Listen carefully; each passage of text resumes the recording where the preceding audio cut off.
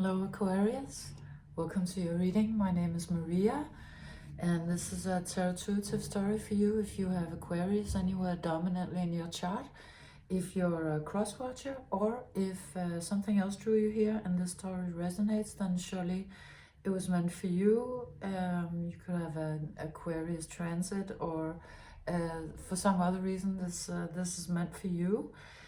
I've done your reading with 3 decks of cards: the Shaman's Dream Oracle, the Cosmic Creatures, and the Muse Tarot. And this is a story clearly about a relationship. You come out with these 2 cards talking about the two people in this relationship at an earlier point, you and somebody else. And sort of maybe a little bit of the reason why it went awry at an earlier point, or at least you had sort of a conflict or something that wasn't really meshing. So whether it turned into a break or not, I mean, that, you know, that depends on your personal story. But but you could also be here at this point. You could be in the middle of this situation where there's sort of a conflict with somebody that you're very, very close to, very entangled with. It could be like a very close partner, partner in marriage or in business, or sibling, parent, child. And the way this comes out is that here is the one person. Let's say this is you, dealing with some really, really difficult emotions. Because, you know, here we see there's sort of this drowning angel, I guess, that's being really pressured by the moon being so close to the water. And the whole thing looks very sort of contained and pressured and emotional. It reminds me also a little bit of that moaning myrtle, if you've read Harry Potter, which is sort of this person who lives, you know, in a very watery universe and is always sort of moaning and wailing. And I'm not saying that you are that, or that your partner is that. That could be the case. If that's the case, you'll know that maybe it's somebody, you know, you or somebody else that, you know, has that tendency. But it really looks more like being in a difficult situation and therefore being very emotional. And the other person being kind of irritated by it, aggressive, sort of in I don't know if you can translate that word. In Danish it's called kolerisk. Choleric, is that a word in English? Meaning sort of somebody who's very easy to anger and a little bit unpredictable. So they come out like that, and they might not be like that, or this could be you. You know, you can switch around the 2 people because they're so entangled, so it's not clear to me which one you are. But they could be under a lot of pressure, or it could be very difficult for this person to deal with your emotions, or vice versa, because it's just they're just not able to deal with that at this moment. But you are very connected. I mean, you both have these sort of swan / angel wings, and you know, you are in many ways sort of a match.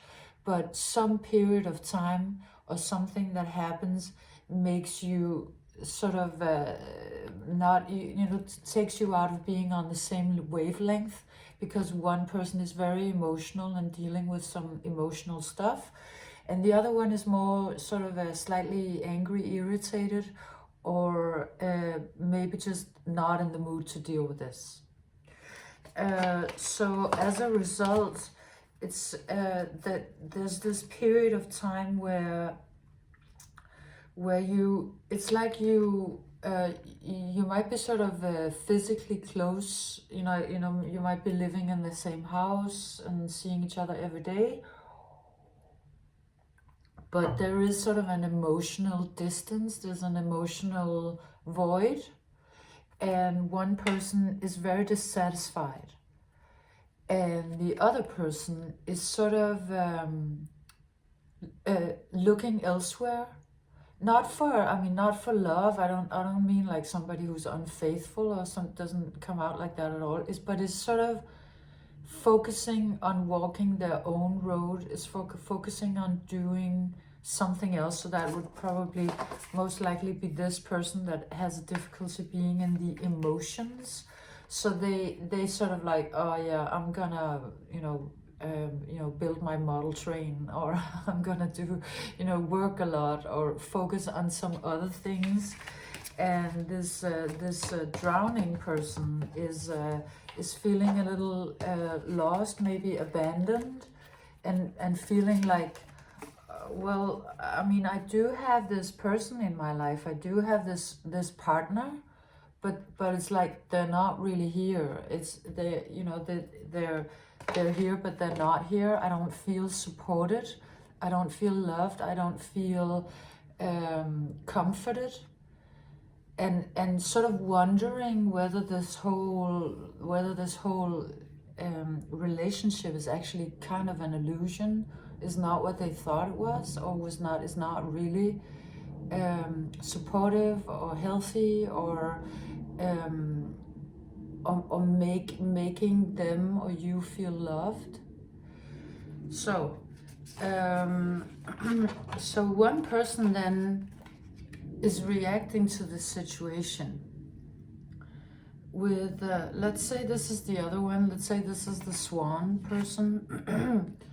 they come out with the vanishing mirror, kind of still speaking about this doing something else, not really investing in the relationship, kind of zoning out and not being present because maybe it's too difficult, or they don't know how. Maybe they have no sort of, they have no backstory of knowing how to deal with somebody who's in difficult emotions. Maybe what they learned to do at an early age was to, just think about something else.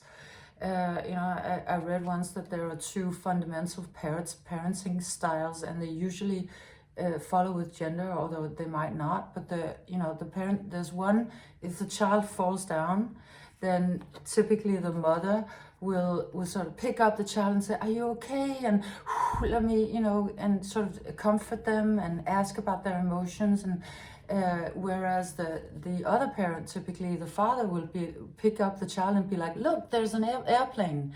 So sort of distracting. And I mean, they're both completely valid. They're both important features. We all need to be able to do both of them, and it looks like you and your partner are just each one of them. You don't switch them around. You just, one is one, the other is the other, and so you have a little bit of a hard time understanding each other. That you might feel like your person, if you're this, you might feel like your person is kind of cold, and they might feel like you're wallowing in it. I mean, and none of it is really true. It's just a misunderstanding. But because of what you each have in your baggage, so to speak, what you each have learned and what you know to do with emotions. So this person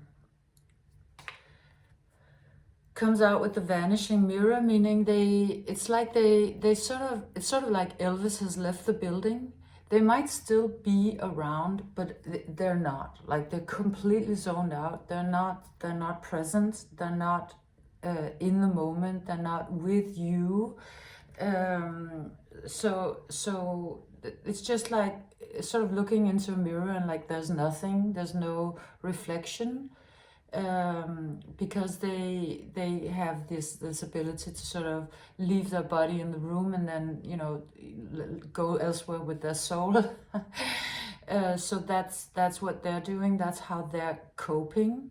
Maybe you are in a difficult situation together, both of you, and you just have two very different coping mechanisms. So theirs is to slash yours. I'm sorry if this is confusing. It's just these two people in this reading are so entangled, so I don't know for sure which one you are, but one person is zoning out, and it's sort of is sort of, in a way, moving to a very beautiful place, and also a place of, I guess, some sort of freedom. There's a freedom in sort of being able to escape the situation mentally, spiritually, emotionally. But then at the same time, this also looks a little empty, right? I mean, we see this moth, but it's, I mean, it's like it's in a void. It's nowhere. It's just in the middle of some green blue nothingness, and it doesn't look like it's flying very happily anywhere. So for them to be zoning out, I mean, it does give them sort of a temporary relief, but it doesn't really give them an actual freedom. And it takes them into a space where there's quite a lot of mental confusion that they may or may not be completely 100% aware of themselves. And it does come out a little bit as a regression, because here we see them being a moth, but this one looks very sort of, just I think because of the colors and these shapes, very sort of caterpillar-ish to me. So the fact that they're not engaging directly with you or the situation, and are sort of just zoning out, leaving it, going to this other astral place or whatever place. I mean, it could also be a physical place they go to in the outer world, or something that they, that they sort of lose themselves in. It is sort of a regression. It's like they're moving from the moth back into the caterpillar. Also maybe sort of as a defense mechanism, because the situation is just too difficult. So your reaction is to try to your first reaction is to try to sort of open the door into them, like sort of knocking, being like, hey, hi, let's talk about emotions. Let's talk about this difficult thing that we're in the middle of, or let's talk about our relationship, or whatever it is that you're dealing with emotionally. You would like them to engage. And so your first reaction is to try to open the door into their, their deeper self. But it's all grown over with weeds. Like, nobody has been in this room for quite a while, because this one has the ability to just zone out and to not deal with that emotion. So if you were to open the door into this room, it would be very, very overgrown with a lot of old stuff, and you wouldn't completely know what you were gonna find in the weeds, because it hasn't been looked at for quite a while, because that's not their jam. Like, that's not how they do it. So you try to open the door, but I mean, there is sort of a natural resistance, because it's so overgrown. So it's like it's not really easily opened. And I also have a feeling like if you did, you might not completely like what you saw in there. It might not be a very comfortable sight, because there might be more weeds than you thought. But it looks like you also kind of give up, because you can always only open this door ajar, and then it's like you can't, you never get into that room.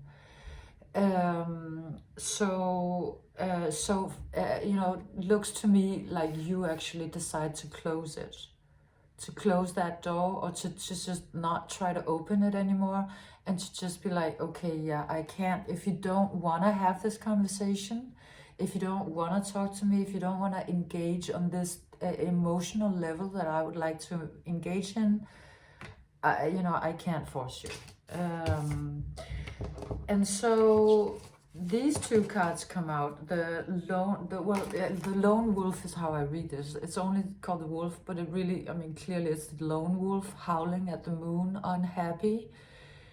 And this one, the Five of Voices, which always comes out as cognitive dissonance, as sort of a mental split. It's being, split into two, and sort of walking. It's like one part of you is walking next to you, and you're not one. Like, it looks like a very uncomfortable mental and emotional space to be in. So one of you, probably the emotional one of you, is dealing with the emotions, is howling at the moon, is you know, being in a state of sorrow and dealing with the, you know, this loss of, you know, having to close this door. And I mean, it's not necessarily that you have a breakup. It's more like the person who was trying to have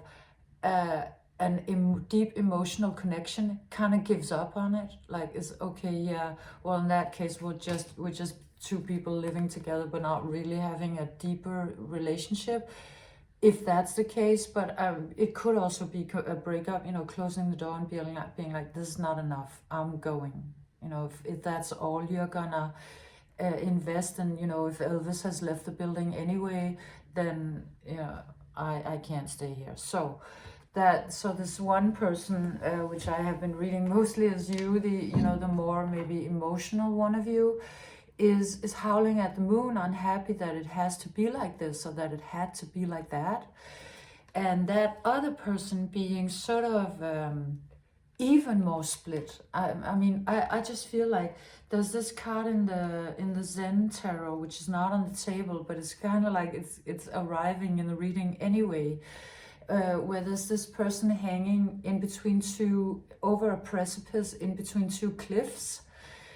And this one comes out very much like that, like somebody who's completely split and who is holding on for dear life to even just keep their psyche together, to not just completely break apart, which is very fitting very much with this, you know, why they wouldn't want this door to be open, because maybe what's in there is very scary to them, and they're not sure they can hold it together if they were to ever sort of open into that.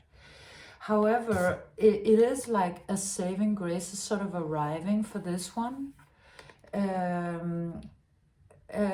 Some grace, or an aha moment, or somebody who's teaching them something or showing them something, or they might just could even be sort of the love in their heart. But this olive branch comes out as sort of a saving grace that is changing that person into somebody who's more willing to go on an adventure. And maybe the whole aha moment is for them to realize that actually life is kind of boring if you don't engage with your emotions. Like, that's actually the most boring thing you could ever do in your life, is live a life of numbness, a life of not engaging into intimacy or deep emotions. You know, you can stay a while sort of in the mind, but at some point it's really just regression. It's really just going back into just a sort of a caterpillar state where really nothing new is happening. And I think maybe they have this aha moment. They have this aha moment where they realize, oh, actual movement, actual development, actual newness can only happen. There's this they're starting now. There's this renovation next door. I think they might be starting with the drill. Let's see how far we get before I have to stop the recording. I just had to say that because it sounded like a really big fart, and that was not what it was. Okay, so this other person is, I think, yes, somehow it's also like, it kind of comes out a little bit like they go to a therapist, and that therapist kind of opens their eyes to realize, oh, you know, the actual adventure that is to discover my emotions, is to move into the forest. And you know, the forest in a mythical sense being sort of a place of possibly a lot of danger, but also a lot of magic, like with goblins and dwarves and ents. What are those called from I don't know what it is in the English version, but you know, from the Lord of the Rings, the trees that move and speak, and you know, all kinds of magic, like mushrooms, and just the magic of the forest being something that is very, very witches, and it's a whole thing. but it's but of course, I mean, it's also kind of dangerous because it's unknown and it's big and it's strange and you don't know what you're gonna meet there. So they've never ventured into the forest before, but they are now realizing, oh, actually, if I want real movement in my life, also, you know, emotion being emotion, right? It's like you can't have emotion sort of without emotion in a way. It's sort of like that person having the realization that what actually fuels life is emotions, that it creates a lot of movement, and it actually creates a lot of the things that one would want in your life. Like you would want like this lushness and adventure and all of it, but it does of course require the courage of stepping into that forest, which is also sometimes dark and, you know, all kinds of things. But then, because this comes out then as dancing on one foot, so it's like they step one foot into it. They're willing to step one foot into it. And then, I mean, then all of this sort of light starts moving, and it just becomes very joyful very quickly. And then it looks like they are becoming much more aligned with you, because if you can see how incredibly beautiful these two cards are together, it's like the moment that they sort of venture into the forest, it's like they are beginning to become something that can match you and meet you. And then this card comes out, which usually the oyster, which usually to me is a timing card. So, and it is like, well, it is that too today. It's like after having been sort of closed in on itself for a really, really long time, working on the painful process that it is to change sand into a pearl via the pain of the meat being irritated by it, and then suddenly opening, and it's this glorious thing that took a lot of time and a lot of effort and a lot of pain to create, and that is kind of a truth about what has been actually happening. You know, the moment that they realized, oh, I should actually look at my emotions, they sort of became the oyster creating the pearl. And maybe before then, the process was already happening, but they were only in the pain. They were not yet arriving at the pearl, and that's why they were so closed. But now the pearl opens, and they're willing to sort of share their gloriousness and their emotions and their thoughts and the whole thing. But I mean, so that's how it comes out clearly. But it came out also for the first time, never saw this before, kind of came out as, you know, those little boxes that they have rings in, like a marriage proposal. It just like opening up the box, and, you know, in Denmark we don't have a whole thing about marriage and proposals, but it's very funny to us when we see all of these American videos with, you know, it's always on a beach and the girl goes, so, yes, not you know, to poke fun at it. It's a very beautiful thing. It's just this. It just really comes out like that, like it's opening and the other one going. It's just very cute. And then directly from that, ding, 10 of emotions. Quite a lot of happiness. I mean, it's just like so sunny, so happy. Just, you know, this card being an actual happy, really, really happy card of happy marriage, community, togetherness, you know, people dancing, the sun, all of it. And then ending your reading with something that is sort of underlining that, which is the sky bridge, possibility for union. You know, assuming that the one who's being asked says yes, then, you know, I mean, these two cards, if we're talking about a relationship, which, you know, to me very clearly this reading is about, you couldn't get a better ending like with this. Like, this is just, and then they lived happily ever after. It's just so beautiful. Very, very beautiful. So, you know, coming out with the 10 of Pentacles and the possibility for union, really talking about that being possible once this person who used to be closed is realizing that, you know, the real adventure is the emotional sort of journey, let's say, the journey of intimacy with somebody, and sort of being willing to commit to it. Yes, so this was your reading, Aqua. I hope you enjoyed it. Thank you very much for being here. If you liked it and got something out of it, please leave me a like or a comment or a subscription, and I hope to see you again soon. Bye, Aqua.